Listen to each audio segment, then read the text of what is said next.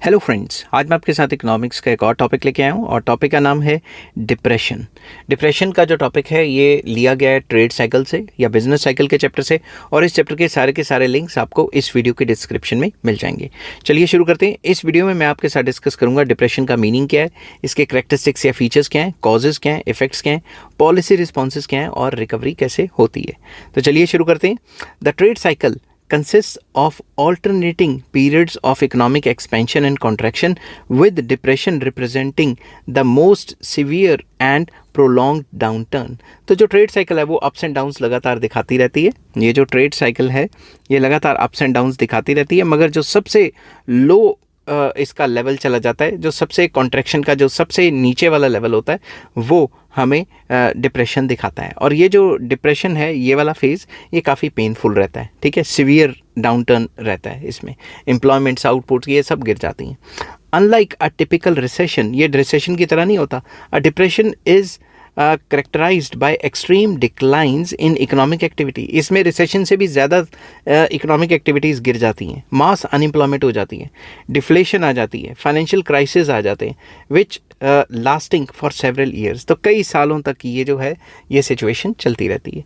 तो डिप्रेशन में सब कुछ, सारी इकोनॉमिक एक्टिविटीज़ अपने लोअर लेवल पे या लोएस्ट लेवल पे आ जाती हैं। अब मैं डिस्कस करूँगा करैक्टरिस्टिक्स क्या हैं डिप्रेशन की। डिप्रेशन जब होता है तो उसके फीचर्स या खासियत क्या है।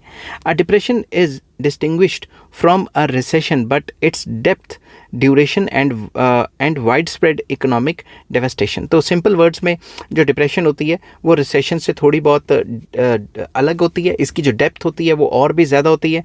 इसकी जो इकोनॉमिक डेवस्टेशन है, जो इकोनॉमिक जो प्रॉब्लम्स हैं वो रिसेशन से भी ज़्यादा होती हैं और ये काफ़ी टाइम तक चलता है, ठीक है।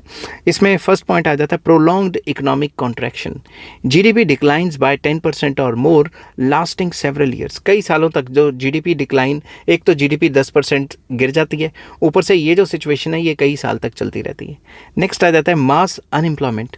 Joblessness exceeds 20%। अगर आपके कंट्री में जो अनएम्प्लॉयमेंट है वो 20% से ज़्यादा बढ़ गई है तो आप ये कह सकते हो कि आपकी इकॉनमी डिप्रेशन में जा रही है या जाने वाली है।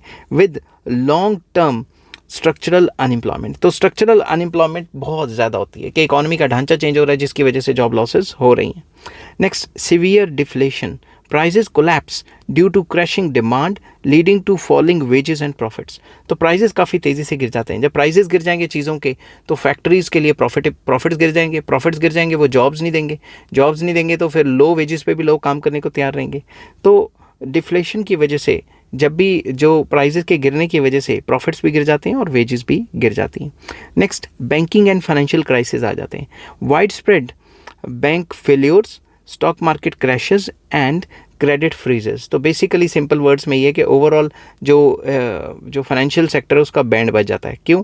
एक तो बैंकों ने जिन को लोन दिया है वो वापस नहीं कर पाएंगे क्योंकि इकोनॉमी में उनके बिजनेस नहीं चल रहे, स्टॉक मार्केट क्रैश कर जाती है और क्रेडिट फ्रीजेस हो जाता है, क्रेडिट मिलना बंद हो जाता है। क्रेडिट के लिए आप अप्लाई भी करोगे तो आपको मिलेगा नहीं। Global economic contagion. Basically, depression often spread across countries due to trade and financial linkages. जब एक कंट्री में प्रॉब्लम आती है तो बाकी कंट्रीज़ में भी प्रॉब्लम आ सकती है। रीज़न बीइंग क्योंकि आजकल हर एक कंट्री जो है ग्लोबलाइजेशन की वजह से आपस में जुड़ा हुआ है, ट्रेड लिंक्स हैं।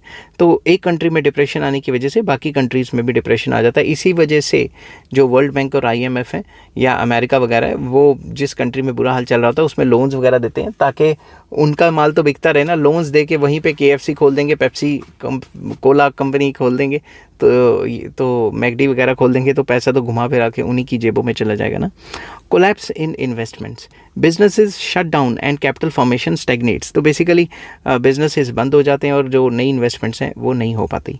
सोशल एंड पॉलिटिकल इंस्टेबिलिटी आ जाती है। Rising poverty, protests and potential shifts in government policies. तो गवर्नमेंट के अगेंस्ट लोग प्रोटेस्ट भी करना शुरू कर देते हैं, गवर्नमेंट भी सख्तियाँ करती है लोगों के ऊपर, गरीबी बढ़ जाती है, प्रोटेस्ट बढ़ जाते हैं। ये सारी चीज़ें जो प्रॉब्लम्स हैं ये आनी शुरू हो जाती हैं इकॉनमी में।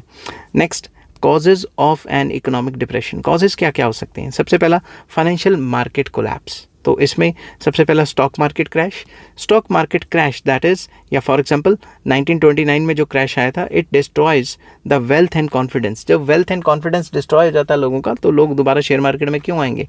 तो स्टॉक मार्केट के क्रैश होने की वजह से भी जो है डिप्रेशंस आ जाते हैं। Next, banking panics, banks run, bank भाग जाते हैं, लीडिंग टू क्रेडिट कॉन्ट्रैक्शन। जब बैंक ही भाग जाएंगे या लोन देना कम कर देंगे तो कहाँ से लोन मिलेगा? इसकी वजह से चोकिंग बिजनेस लिक्विडिटी, बिजनेसमैन को जो लिक्विडिटी चाहिए वो उसे नहीं मिल पाती, बैंक्स बंद हो जाते हैं, बैंक फेलियर हो जाता है। समझ की बात? नेक्स्ट आ जाता है over production and falling demand. Industries expand excessively during बूम्स, बूम्स के टाइम पे उन्होंने काफ़ी ज़्यादा एक्सपेंशन की होती है, leading to glut in supply and price collapses. तो सप्लाई बहुत ज़्यादा हो जाती है ओवर प्रोडक्शन की वजह से, और जब सप्लाई काफ़ी ज़्यादा हो जाएगी तो मार्केट में प्राइसेस गिर जाएंगे, प्राइसेस गिरेंगे तो जो है प्रॉफिटेबिलिटी गिर जाएगी, इसकी वजह से भी जो है प्रॉब्लम्स आती हैं। फिर डेट डिफ्लेशन, इसमें क्या है? Falling prices increase real debt burdens forcing defaults. तो बेसिकली जैसे ही प्राइस गिरेंगे तो डेट जो हमने कर्जे लिए हुए हैं, जब प्राइसेस गिरेंगे तो बिजनेसमैन वो कर्जा टाइम पे नहीं चुका पाएगा, उसके पास होंगे नहीं, तो डिफ़ॉल्ट्स वगैरह होंगे। समझ की बात? इससे डेट बर्डन बढ़ेगा, फिर लिक्विडेशन प्रोसेस शुरू हो जाएगा, तो ये काफ़ी ज़्यादा प्रॉब्लम्स क्रिएट करता है। सारी वजह एक ही है कि डिमांड गिर गई। Next, policy failures, tight monetary policy, central banks raising interest rates too late और टू एग्रेसिवली। सेंट्रल बैंक क्या करती है? बूम पीरियड को कंट्रोल करने के लिए काफ़ी टाइम के बाद टाइट मॉनिटरी पॉलिसी लेके आती है या रेट ऑफ इंटरेस्ट बढ़ा देती है, जिसकी वजह से एकदम से लोग लोन लेना कम कर देंगे या बंद कर देंगे, तो क्या होगा? मार्केट में डिमांड गिर जाएगी। फिर protectionist trade policies, tariffs worsen global trade. तो एक कंट्री दूसरे कंट्री का जो सामान आ रहा होता है उसके ऊपर टैरिफ भी लगा देती है, तो जो बेचारा थोड़ा बहुत सामान बाहर बिकता था, एक्सपोर्ट होते थे, वो भी जाएंगे, तो उस कंट्री में तो और ज़्यादा वर्स सिचुएशन हो जाएंगी। तो जब भी टैरिफ लगते हैं तो रिसेशन या डिप्रेशन का खतरा आ जाता है। नेक्स्ट, एक्सटर्नल शॉक्स, जब भी कोई वॉर आ जाए या पैंडेमिक आ जाए या नेचुरल डिजास्टर्स आ जाएं, ये सप्लाई चेन और लेबर मार्केट्स को डिसरप्ट कर देते हैं, जिसकी वजह से रिसेशन या डिप्रेशन आ जाता है। ठीक है, तो ये कुछ वजह हो सकती हैं। नेक्स्ट आ जाता है effects of N economic depression. Depression के क्या इफेक्ट्स हो जाते हैं? सबसे पहला, इकोनॉमिक कंसिक्वेंसेस। इसका पॉजिटिव इफेक्ट तो कोई होता नहीं है, इसलिए मैंने पॉजिटिव नहीं लिखा हुआ और नेगेटिव नहीं लिखा हुआ, इफेक्ट्स में डिस्कस किया है। इकोनॉमिक कंसिक्वेंसेस, तो सबसे पहला hyper deflation, prices and wages spiral downwards discouraging spending. तो प्राइजेज और वेजेस लगातार नीचे गिरते रहते हैं, जिसकी वजह से लोग अपना खर्चा कम से कम कर देते हैं, जो खर्चे हैं लोगों के वो कम हो जाते हैं। नेक्स्ट है बिजनेसेस बैंकरप्सीज, बिजनेसेस जो हैं वो बैंकरप्ट हो जाते हैं, लोन टाइम पे नहीं दे पाते, बिक जाती हैं कंपनियां रातों रात। Many firms collapse due to lack of demand and credit, एक तो उनको लोन नहीं मिलता, ऊपर से उनका सामान नहीं बिक रहा होता। ठीक है, जैसे जब भी पेंडेमिक्स आए थे तो हमारी कंट्री में कई बड़ी बड़ी कंपनीज़ हैं, उन्होंने कई कंपनीज़ को टेक ओवर कर लिया था क्योंकि वो सस्ते में बिक रही थी। ठीक है, next, collapse in international trade, ये भी एक रीज़न है। Global GDP contracts as exports and imports shrink, जब एक्सपोर्ट एंड इंपोर्ट श्रिंक हो जाते हैं तो ग्लोबल जीडीपी कम हो जाती है, जिसकी वजह से बुरा असर पड़ता है सारी इकोनॉमीज़ पे। ठीक है, next, social and political consequences, जिसमें मास पॉवर्टी एंड होमलेसनेस बढ़ जाती है।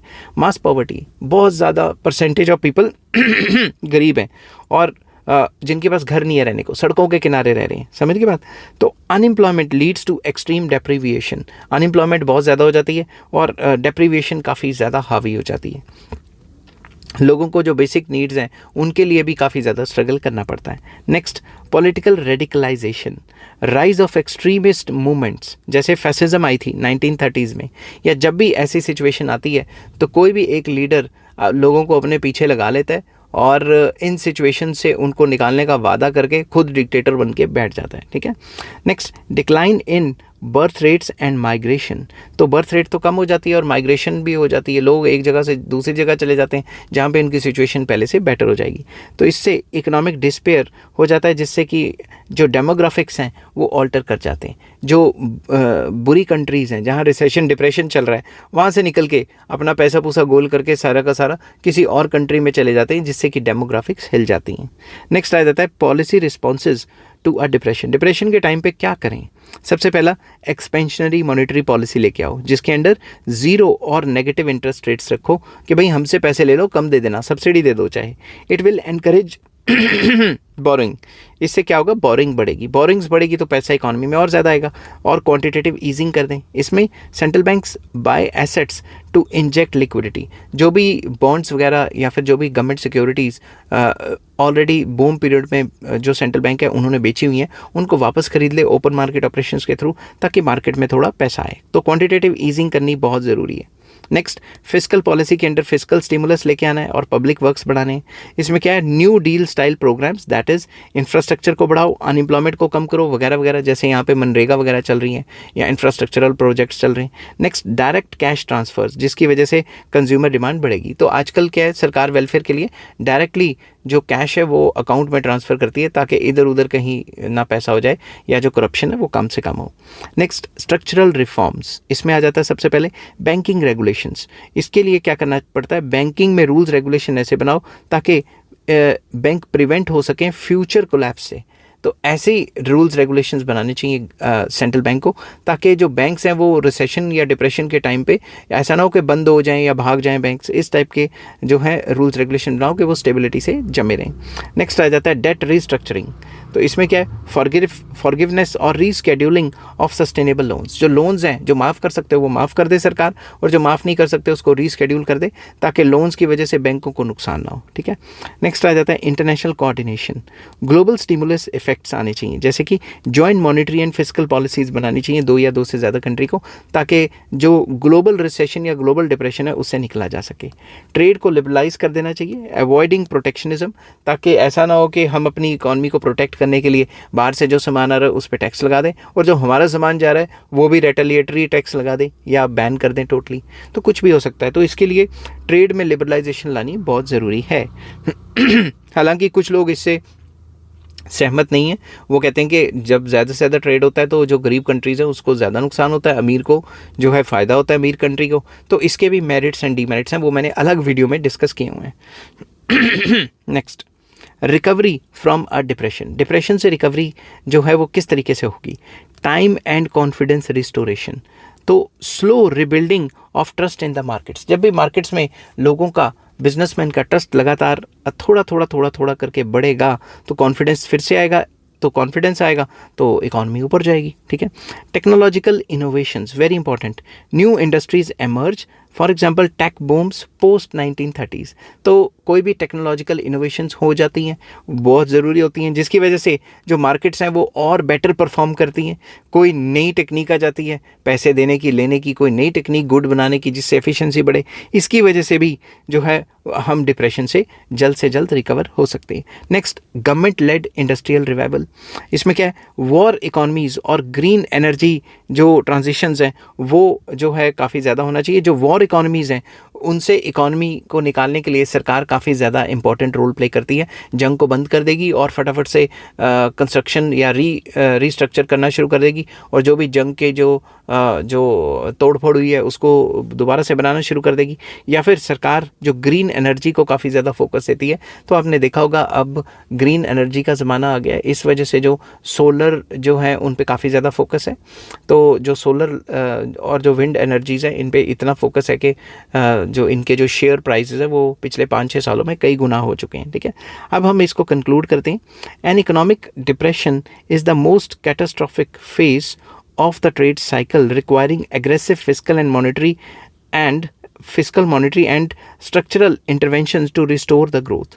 तो ये काफ़ी प्रॉब्लमेटिक सिचुएशन आ जाती है जब इकॉनमी डिप्रेशन में आ जाती है। इसके लिए काफ़ी एग्रेसिव तरीके से fiscal monetary and structural interventions करनी पड़ती है गवर्नमेंट को, ताकि वो इकॉनमी को डिप्रेशन से निकाल सके। While rare, depressions reshape economies, politics and societies for decades. तो जब भी किसी कंट्री में डिप्रेशन आता है तो उसकी इकॉनमी को रीशेप कर देता है, उसकी शक्ल चेंज कर देता है इकॉनमी की।